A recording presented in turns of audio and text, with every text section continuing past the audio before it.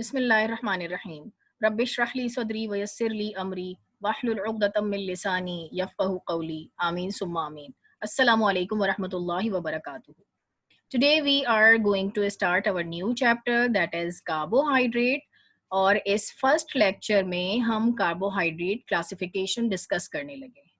ठीक, अच्छा जी, सबसे पहले हम इस चार्ट की सूरत में देखते हैं हाउ कार्बोहाइड्रेट्स आर क्लासिफाइड।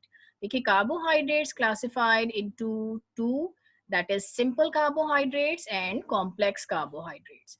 अब सिंपल कार्बोहाइड्रेट्स फर्दर कैटेगराइज किए जाते हैं into monosaccharides which consist of only one sugar unit.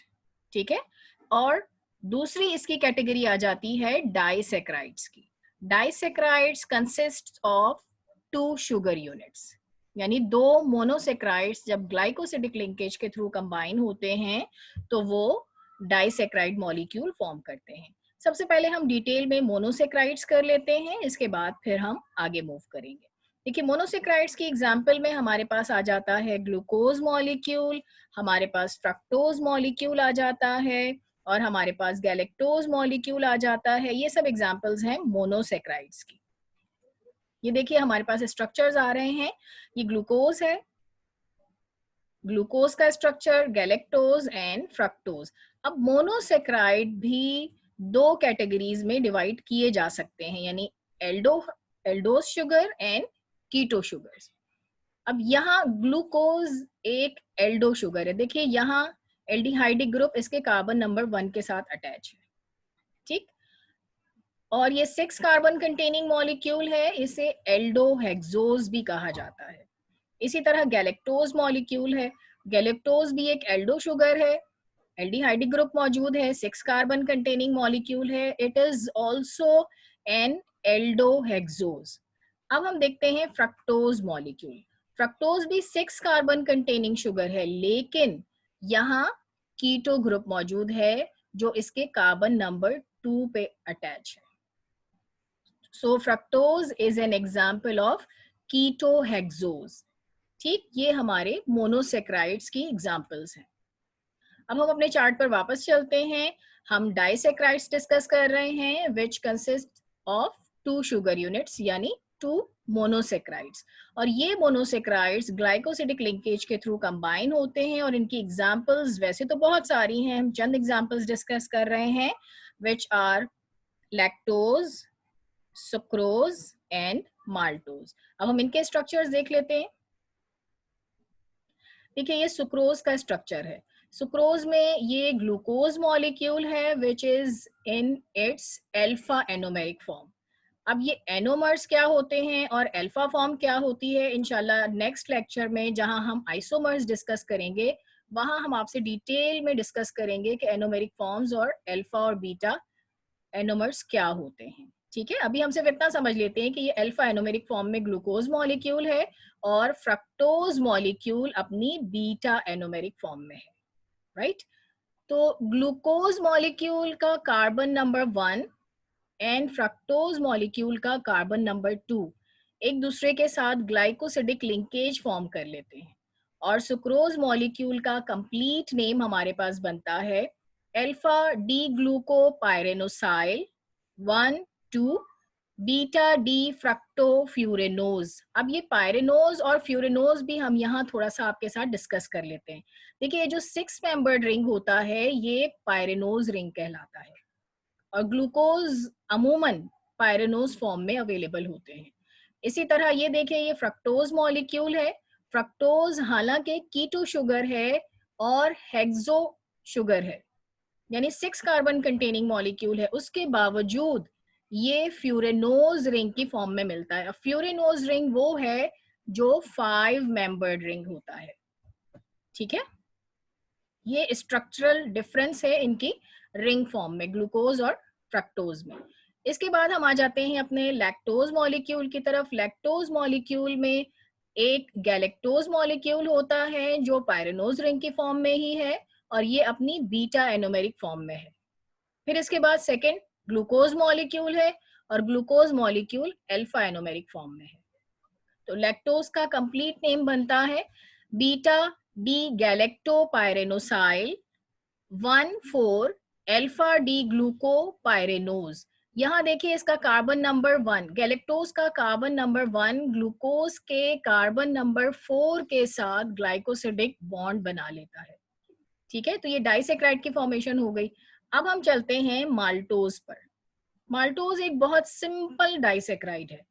इसमें ग्लूकोज के 2 यूनिट्स हैं और दोनों अपनी अल्फा एनोमेरिक फॉर्म में हैं। ग्लूकोज का एक मॉलिक्यूल अपने कार्बन नंबर 1 के साथ ग्लूकोज के सेकंड मॉलिक्यूल के कार्बन नंबर 4 पर ग्लाइकोसिडिक लिंकेज फॉर्म कर लेता है। ठीक है, तो यहाँ जो माल्टोज का नाम देखिए, alpha D glucopyranosyl 1,4 alpha D glucopyranose, यानी ये दोनों अपनी पायरेनोज फॉर्म में है। ठीक है, अब हम चलते हैं कॉम्प्लेक्स कार्बोहाइड्रेट्स की तरफ। देखिए कॉम्प्लेक्स कार्बोहाइड्रेट्स फिर डिवाइड हुए हैं इनटू ओलिगोसैकेराइड्स। ओलिगोसैकेराइड्स कंटेन करते हैं 3 to 10 मोनोसैकेराइड्स। ठीक है, यानी 3 से ज्यादा हो और 10 से कम हो तो वो ओलिगोसैकेराइड कहलाते हैं। इसके बाद आ जाते हैं polysaccharides. Polysaccharides contain more than 10 monosaccharide units.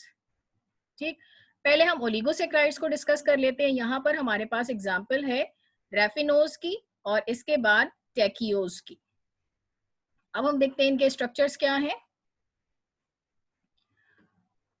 ये देखिए, रैफिनोज मॉलिक्यूल फॉर्म होता है जब सुक्रोज के साथ एक गैलेक्टोज मॉलिक्यूल आकर अटैच हो जाए। देखिए गैलेक्टोज का कार्बन नंबर 1, गैलेक्टोज अपनी अल्फा एनोमेरिक फॉर्म में है और इसका कार्बन नंबर 1 सुक्रोज के ग्लूकोज मॉलिक्यूल के कार्बन नंबर 6 के साथ अल्फा लिंकेज बना लेता है। ठीक है, तो ये एक ट्राइसैकेराइड बन गया, फ्रक्टोज, ये ग्लूकोज और फिर गैलेक्टोज। ये ट्राइसैकेराइड कहलाता है रैफिनोज। सही है, ओलिगोसैकेराइड के एग्जांपल में आ गया ना। अच्छा, फिर टेकियोज और रैफिनोज में क्या डिफरेंस है? रैफिनोज के साथ एक और गैलेक्टोज मॉलिक्यूल अगर अटैच हो जाए और उसकी अटैचमेंट इनकमिंग गैलेक्टोज मॉलिक्यूल का कार्बन नंबर 1 और प्रीवियस गैलेक्टोज मॉलिक्यूल का कार्बन नंबर 6 एक दूसरे के साथ अल्फा लिंकेज फॉर्म कर लें तो फिर ये टेट्रासैकेराइड बन जाएगा और ये टेट्रासैकेराइड कहलाएगा टेकियोज। ठीक, this is the difference between raffinose and टेकियोज और इनका बेस मॉलिक्यूल क्या है? सुक्रोज।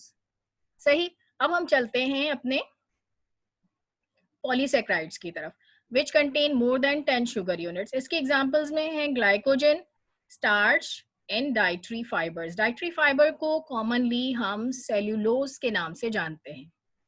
इनका स्ट्रक्चर देख लेते हैं क्या है। देखिए ये स्टार्च मॉलिक्यूल है और स्टार्च में हमें ये जो रिंग्स नजर आ रहे हैं एक दूसरे से कॉम्पैक्टली ज्वाइंट, ये ग्लूकोज मॉलिक्यूल्स हैं। ये ग्लूकोज मॉलिक्यूल जब अल्फा 1,4 लिंकेज के थ्रू कंबाइन होते हैं तो एक लीनियर मॉलिक्यूल सिंथेसाइज होता है। ये लीनियर मॉलिक्यूल अमाइलोज कहलाता है और यही ग्लूकोज मॉलिक्यूल्स जब अल्फा 1,6 लिंकेज बना लेते हैं तो ब्रांच पॉइंट बन जाता है और यही ब्रांच पॉइंट जब एक्सटेंड हो जाती है, यानी ब्रांच पॉइंट तो यहाँ है लेकिन जब इसकी स्ट्रेट चेन बन रही है तो फिर अल्फा 1,4 लिंकेज आ रही है। अल्फा 1,6 एंड अल्फा 1,4 लिंकेज की कॉम्बिनेशन से जो मॉलिक्यूल सिंथेसाइज होता है उसे अमाइलोपेक्टिन कहते हैं।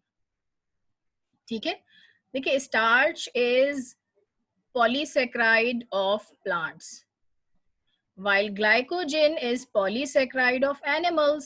ठीक है ना। देखिए स्टार्च और ग्लाइकोजन के स्ट्रक्चर में क्या डिफरेंस है? इसमें भी अमाइलोज है, इसमें भी अमाइलोज है और दोनों में अमाइलोपेक्टिन भी मौजूद है, लेकिन स्टार्च का मॉलिक्यूल इतना डेंसली पैक्ड नहीं है जितना ग्लाइकोजन मॉलिक्यूल है। ठीक है ना। इसमें अल्फा 1,4 लिंकेज से अमाइलोज मॉलिक्यूल बना हुआ है और अल्फा 1,6 लिंकेज से ब्रांच पॉइंट यानी अमाइलोपेक्टिन का स्ट्रक्चर भी मौजूद है। डिफरेंस दोनों में सिर्फ इनके कॉम्प्लेक्स कंडेंस्ड फॉर्म का है। अब हम बात करते हैं cellulose which is dietary fibre.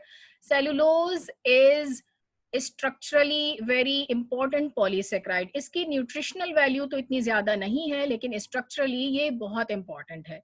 Cellulose में ब्रांच पॉइंट्स नहीं होते, इसमें लीनियर मॉलिक्यूल्स होते हैं, और ग्लूकोज के ये लीनियर मॉलिक्यूल्स अपनी बीटा एनोमेरिक फॉर्म में एक दूसरे के साथ अटैच होते हैं। यानी एक ग्लूकोज मॉलिक्यूल दूसरे ग्लूकोज मॉलिक्यूल के साथ बीटा 1,4 लिंकेज के थ्रू कंबाइन होता है, और ये बीटा 1,4 लिंकेज सेलुलोज मॉलिक्यूल को इतनी ज्यादा टेंसाइल स्ट्रेंथ दे देते हैं कि जिससे ये सेलुलोज मॉलिक्यूल इंतहाई रिजिड हो जाता है और प्लांट के स्ट्रक्चर को सपोर्ट कर सकता है। ठीक। सो आई होप आज के लेक्चर के बाद कार्बोहाइड्रेट क्लासिफिकेशन आपके लिए प्रॉब्लम नहीं होगी। अपना ख्याल रखिएगा। नेक्स्ट टाइम नेक्स्ट टॉपिक के साथ मिलेंगे। टिल देन अल्लाह हाफिज, अस्सलाम वालेकुम।